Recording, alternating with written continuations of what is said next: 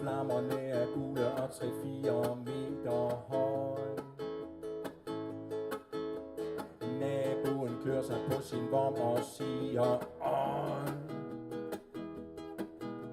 Erling han er rød i knolden, Karla kalder ham en klovn.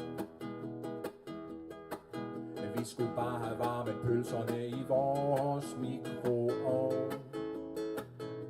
Ullas idéer var skøre, og jeg begyndte at grine, da Ulla begyndte at smøre den ind i margarine.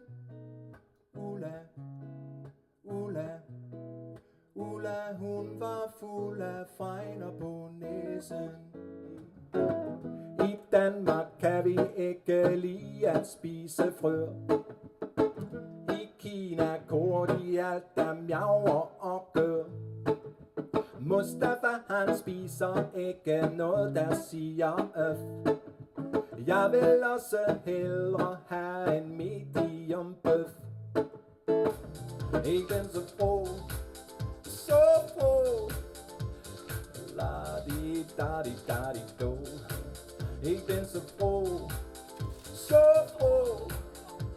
Es ist ja Abend so. Ich bin so froh,